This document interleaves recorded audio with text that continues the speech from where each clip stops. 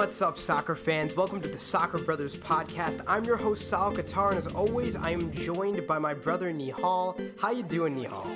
I am doing great, and not only welcome to the Soccer Brothers Podcast, welcome to Season 2, the revamped version of the Soccer Brothers Podcast. 2.0, yes, we are back, and we are ready to record every single week, hopefully. We know we've been gone for a while, so we're just excited, man. I know it's played out to say we're back and better than ever, but I really think we are better than ever. And, you know, so basically I feel you. You know, this is like our summer a year after the World Cup, you know. There's no international competitions to worry about. We just had our vacation off, and now we're back. We're in shape, we're fit, and we're ready to go. We're excited about the prospect of starting a new season. Right. I mean, you just graduated from college. I just graduated from high school. Yes. We're new people. It is just 2.0 in every sense of the word. Yeah, and you know, I'm starting a job, and at the Ohio State University, and here's the thing: I'm not working in. Thank you. I'm not working in soccer anymore outside of this podcast, which means I won't have to take a hiatus and disappear from the podcast for a year to work for a different soccer team, you know? Right. So if you guys didn't know, in March of 2017, my brother took a job with the Crew. He worked as an intern there, and I was left to do the podcast alone for a while, which kind of led to the decline. I mean, you could argue that we were already on the decline before that, but and then I started doing the podcast by myself for a while, infrequently, but I still did it. I still did every U.S. game pretty much. And then finally, in December, Nihal stopped his internship, but the U.S. had been knocked out of qualification by that point, and I think I can speak for both of us when I say we just weren't our soccer spirit wasn't alive at that point in time. Yeah, so, you know, we were pretty discouraged after the U.S. failed to qualify, and we definitely needed to take some time off from soccer in general. You know, pretty much from November or October of last year till this year, I didn't watch a whole lot of soccer. We did have one episode in between when we were in India when we talked about El Clasico, which was awesome. But you know, we haven't recorded since then.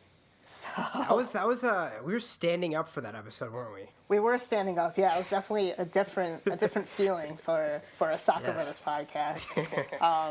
But I'm sitting down right now. You're over at the University of Wisconsin-Madison. Yes. How is that? How's the soccer scene in Madison? I honestly have not been to a soccer game here, but in terms of like professional soccer, there's a lot of people. I made friends with a few people on my floor who are really into soccer, some Arsenal fans, some Manchester City fans, some Chelsea fans. So basically Premier League, but yeah, I think it's definitely way easier to meet soccer fans here than it was in Toledo. Right now, in general, the sports culture is a bit down because Wisconsin football just had a pretty terrible loss to BYU at home. I was at the game. It was not fun. I mean, I had fun before we lost. And really? Because the entire game, I was pretty anxious. Yeah. I mean, yeah. Yeah, I mean that was not a great game. No, but you know, Wisconsin's soccer team's pretty good, so you should definitely go check them out. The women's soccer team's good too, actually. Yeah, they both are. Men and women's. Yeah, so you definitely should go check it out. You know, see what it is, maybe make some connections, have one of them on the podcast. Yeah, definitely. Yeah, so let's. We're not gonna do like a real episode today where we, you know, usually what we do is we go over the weekend games and talk about some big storylines. But since we've been gone for so long, we just wanted to talk about some soccer stories that have happened in the past year that we were interested in and that we liked. And you know, not too serious, not in depth analysis or anything like that. So. But before we get into that, should we talk about a little bit about what we want to do this time around? Yeah, actually, yeah, that's right. Yeah. Also, before we get into that, backtrack. If you haven't noticed, we have a new logo, and I want to give a huge shout out to Kat Dranchak, who is a graphic artist. She did a fantastic job with the logo, and I'll put a link to her Instagram account in the description. She also has a website. and she does art graphic design for commission. So we're really happy with it, and I don't know, I love it. I think it looks great. Yeah, it's definitely really, really well done. And it looks like a soccer crest, too, which it does. is what we're all about. Yeah, and the other thing is, so obviously, since we, have been we've been out of the game, our SoundCloud subscription expired, so you won't be seeing some of our episodes. So we're going to get that sorted, and hopefully within the next week, everything is back on iTunes and on SoundCloud. So yeah, do you want to talk about some of our other plans? Yeah. So, like we said at the beginning, we're going to refer to everything that happened before as Season 1. Ideally, we're going to be more consistent on this show than ever. I mean, during U.S. tournaments, we were pretty consistent, and we still plan to do that and record even more during major U.S. tournaments. But this time around, we want to have at least an episode a weekend, and maybe even more for Champions League and Europa League and stuff like that midweek. So, yeah, so that's why we had a format change. It's Season 2, Episode 1 this episode, and next time will be Season 2, Episode 2, and so on. And I think a lot of soccer podcasts, specifically catered to Americans, cover a lot of Premier League, and we like the Premier League. We enjoy the Premier League, but I think that you and me both, we like watching like all top 5 or 6 major European leagues, so we plan to mix it up a little bit. Yeah, and Sahil is a Roma fan, so he watches a lot of Serie A. And what's exciting is that there are so many Americans outside of England now that we're really paying attention to the Bundesliga and even La Liga a little bit. So in terms of Americans, still not. I don't know if there are any Americans that top flight right now. I think Shaq Moore went to a Division II team in Spain. Yeah, he's loaned out. Yeah, so. But across Europe, there are some exciting prospects. I'd like to watch Eredivisie even more, and ESPN Plus, like all those leagues, we have, they have the rights to all those leagues. So, it's going to be easier for us to watch them. Yeah. I definitely recommend. It's a pretty good deal. I think it's like $50 a year. So, yeah, especially if you're someone who had been in sports, but right now there's like a lot of rights difficulties right now, so a lot of people don't even have the channel. I'm not even sure if we do, but yeah, I've just been watching streams like off like Reddit because the app was terrible anyway, and I'm not at home, so I don't have the channel. But there's been a lot of disputes between like local. I don't know. It's politics, man. Yeah. Oh man. But yeah, so like Sahil said, we definitely are going to be covering some other leagues. And honestly, I don't see at least this season, our Premier League coverage being too extensive. I'll talk about Everton, but I would much rather watch other games from other leagues. So. Right, and I think a goal at least is we never really did consistent Champions League episodes, but I just love watching the Champions League. There's so many good games on. There's always just like a nice vibe to it, and the crowds are always full. So, well, and then you're in college now, so you don't have to be at school from 8 to 5 or whatever. Right. So you have more time to watch the games. Once I start work, it's going to be hard for me to watch the games, but I'll record them and. We'll try to do some in-depth analysis. Right. Oh, and something else I want to talk about was we do have a YouTube channel. It's just Soccer Brothers. So Soccer Brothers Podcast. So you should definitely go check that out. We're probably going to be bringing new content to that channel. Right now, we just have a few episodes of our podcast. Every episode will be posted there as well. But every new episode at least. And I'm working on editing all the previous episodes to put on there. But we're maybe not in the extreme near future, but long term, we'd like to have some new content on our YouTube channel. Maybe even some FIFA content. FIFA 19 looks like a lot of fun. They have the Chinese Super League this year, so that's a huge addition. Know that. That's a huge addition. The coolest part probably though is the Champions League. I just played the demo. It was pretty fun. Yeah. They have. I forgot about that. They have the Champions League, and they have a lot of cool modes. And I think I might try to get back into Foot Champions. They cut it down to 30 games a weekend, which thank God. What was it before? 40.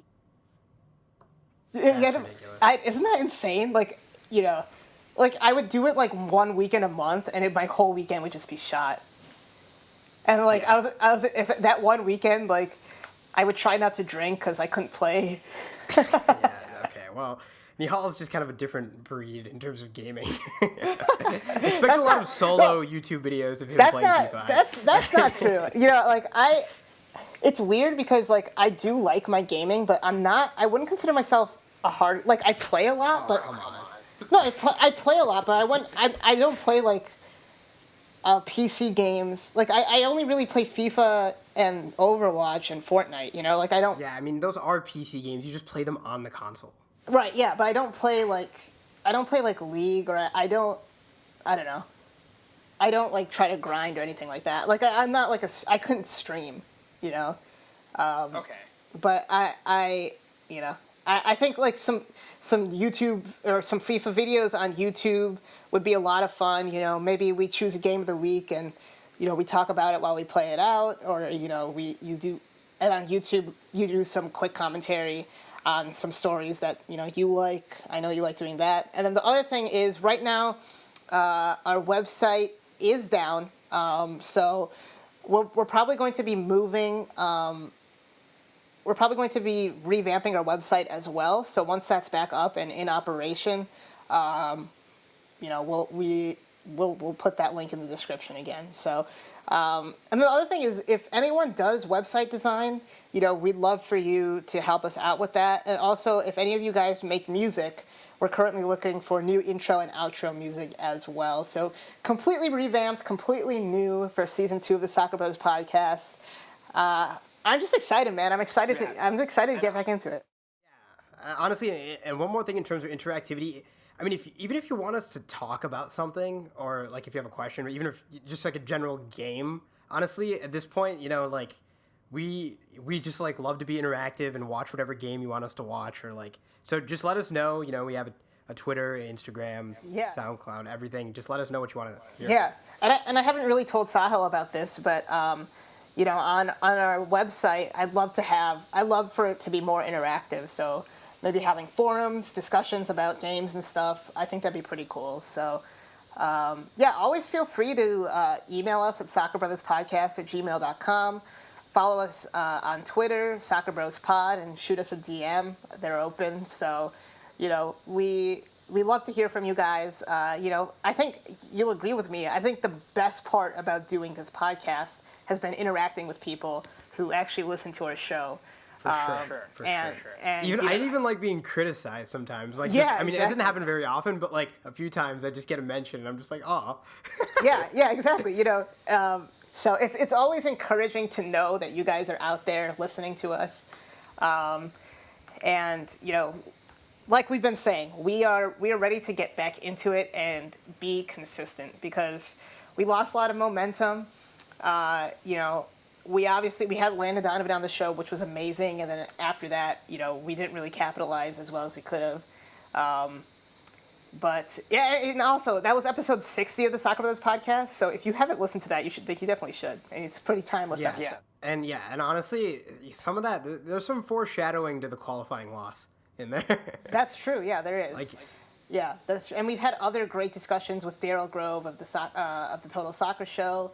Episode 6, when we were so young and new, we had Ian Joy on the show and some other pretty great guests. And Phil Shane was on the show. So, you know, we're trying, and in the future, you know, having guests is something that we're going to want to do.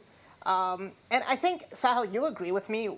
What happened on season 1 of the Soccer Brothers podcast when we used to do it is we'd have so many things we wanted to talk about that our podcast would kind of be all over the place, and we'd just sort of be touching on certain things rather than really talking about in depth about stories we wanted to talk about. Right. And I think that's something we're going to want to change. You know, we know we can't cover everything. We know we only record probably at most once, maybe sometimes twice a week. So we're not going to get to everything, and that's okay. And in that same vein, or some of the interviews I thought were since we were trying to get so many questions and get their opinions on so many different things, they ended up being more like Q&As than discussions. And I think if we do get guests in the future, I'd like it to be more of a discussion. You know what I mean? Yeah, for sure. One of the guests we are hopefully working on right now is not hopefully, that I am working on right now is a national team player in women's soccer. So I'd love to have her on and have her talk about the World Cup coming up, because that's not too far away. So, so look forward to that. And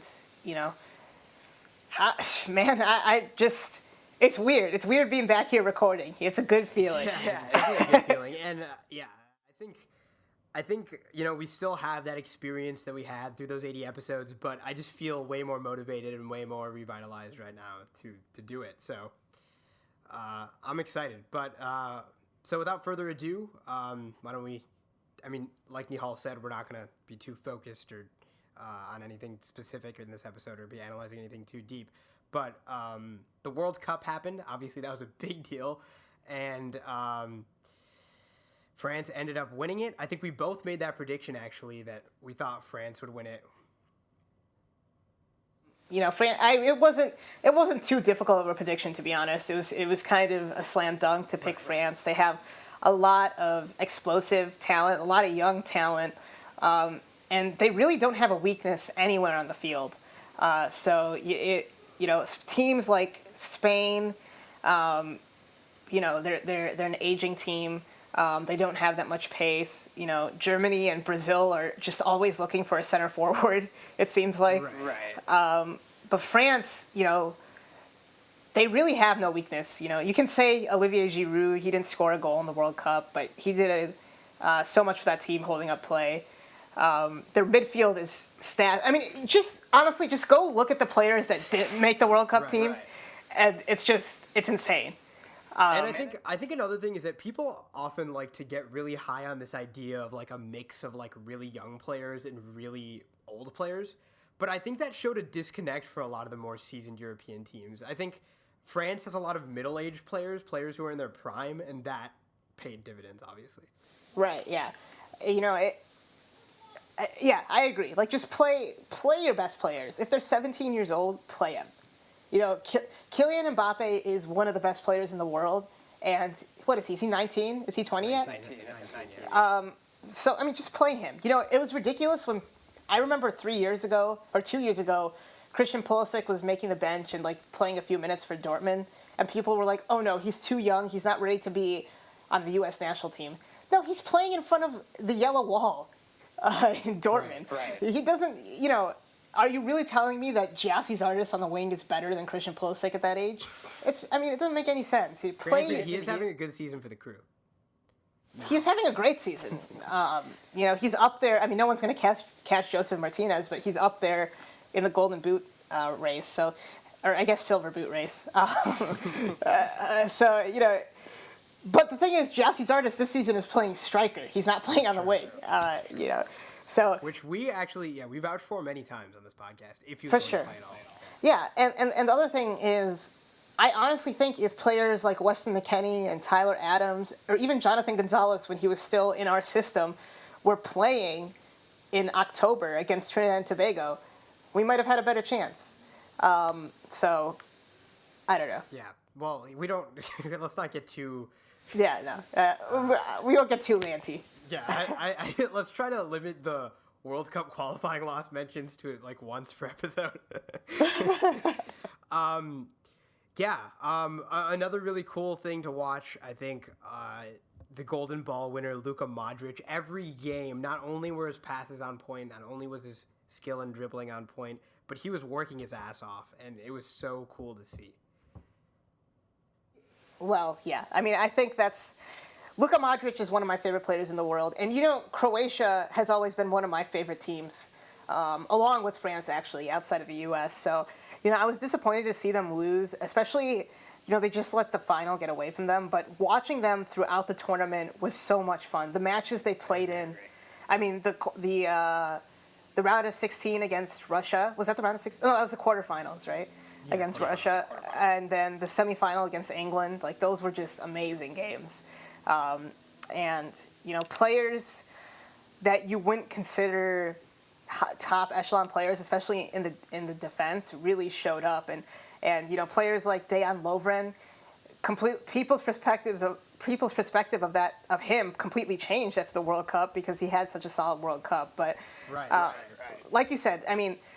It earned the transfer for guys like Verslajico, who went to Inter. Yeah, and Vida. I forgot where Vida ended up going. But the other thing was, Croatia's midfield is legitimately was legitimately one of the best in the world, if not the best in the world. So, to me, it wasn't surprising to see them have such a great World Cup and get to the final, especially on a side of the bracket that was not too strong. People were acting like England losing to Croatia was a bit of an upset, but you and I didn't see it that way. I thought Croatia was the better team and should have been favored by many people in that match. Yeah, and I'm not as down on England as a lot of people are actually, but I think next cycle they'll be a really strong team. The Croatia definitely just was more talented Well, yeah, I think. We'll see. England have a lot of exciting youngsters that didn't even make the team. Players that have won youth UEFA championships and youth World Cups. So hopefully a few of those players make it through. And then you have obviously players that were on the team like Marcus Rashford. Raheem Sterling and Harry Kane are still young. People forget. Right.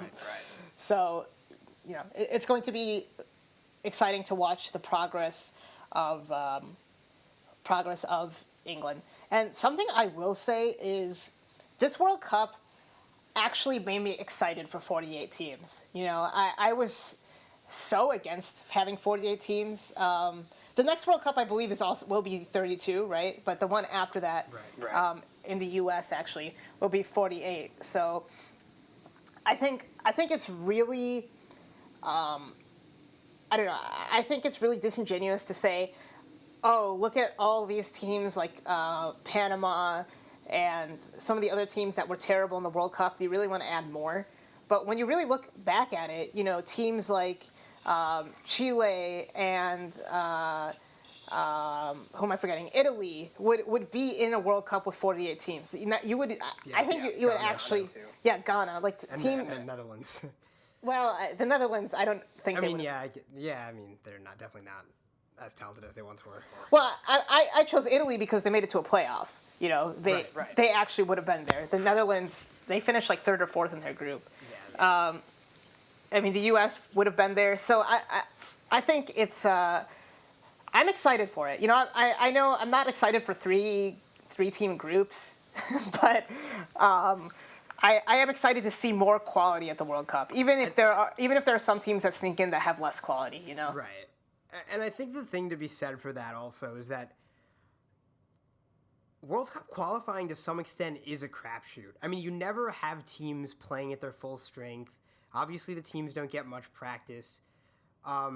So there are teams that are talented, like you said, that don't show themselves how good they are until the World Cup, even if Like, for example, I think England for, the Euro qualifying 2 years ago went 10-0-0. You're absolutely right. Qualifying form does not translate to World Cup form. We've seen it time and time again. Mexico at the 2014 World Cup, they had a horrible qualifying campaign. They went through 3 managers. They had to go to a playoff against New Zealand. It went down to the U.S. scoring a 90th minute goal against Panama. But they came to the World Cup in a group with Brazil and Croatia, and they got out of the group and were very close to beating the Netherlands, and they played well there. So, teams like Italy and the U.S. and Chile, who knows what they would have done at the World Cup? It doesn't mean what you did in qualifying does not mean anything, especially since the last qualifying matches are in November and the World Cup's in June. There are players that emerge that weren't even on the radar in World Cup qualifying campaigns. So even a team like Russia, it wasn't World Cup qualifying, but wasn't it something like they hadn't won a game in like a year or something, and they ended up making it to the quarterfinals. So I mean, granted, those were friendlies, but still, I mean, what happens? A tournament is a completely different animal than what happens prior to it. Right. So yeah, any other thoughts on the World Cup? It was fun, man. Like it was. At the beginning, it was a little bit difficult because it was a constant reminder of how the U.S. wasn't there. Yeah. I really enjoyed the start times of the matches, except for there were a couple of 6 a.m. kickoffs, right? But having them at like 2 p.m. it was really nice. It was a fun World Cup. It's probably. Outside of the U.S. not being there, it was the most fun I've had watching a World Cup ever. A lot of great goals, a lot of cool storylines, new teams making it far. Teams like Belgium and Croatia. It was great. Stars showed up. As always, you have, players that become sort of cult heroes. So like Cheryshev, no one really knew about Cheryshev prior to the World Cup. So it was exciting. There's no competition like it in the world. And it's so, the Olympics are similar, but it's not the same. It's the entire country gets behind one team at the World Cup, and it's really exciting to see these teams from different areas of the world with different styles come out and show out and play really well. I agree. I think that I definitely invested less time in this World Cup than I did the previous 2 World Cups, partly because the U.S. was out and partly because I just had a lot of other things going on. But every time I did sit down to watch it, it was so exciting. I just remembered that Belgium comeback versus Japan. I was just in a random house, but it was everyone was so captivated by that game. No, absolutely, and exactly. I mean, it seemed like a lot of the matches were exciting. If you want to talk about VAR a little bit, I thought it was a pretty big success actually.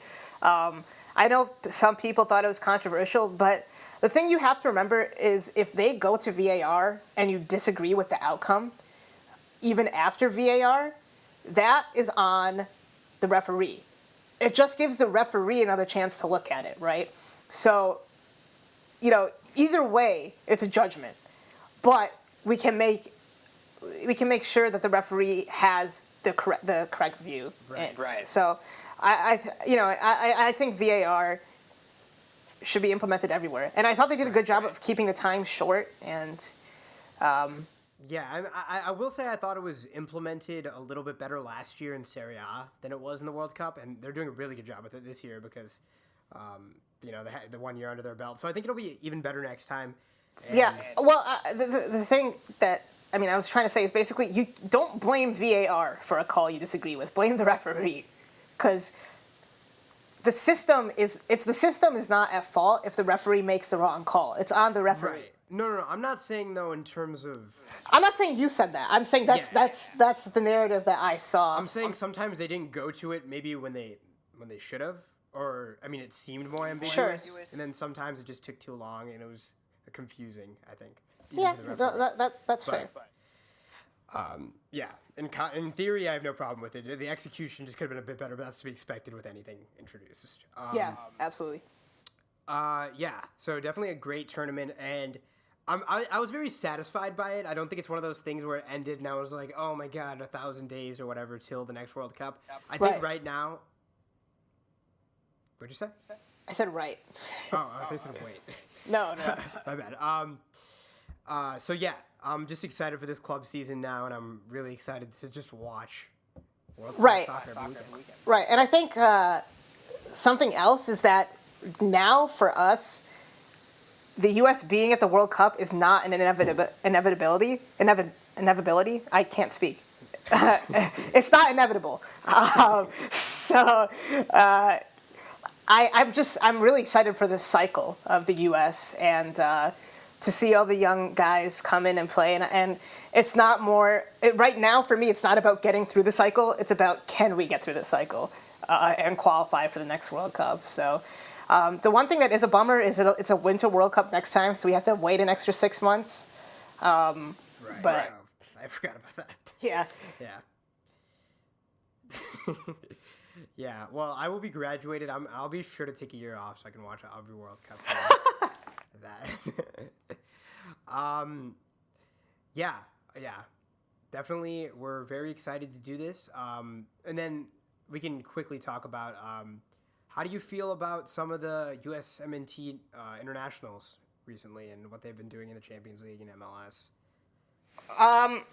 Well, okay, so I am really excited about this player, I believe in Sweden, Jonathan Aman. Okay. He's a really pacey winger. He's been scoring goals all season.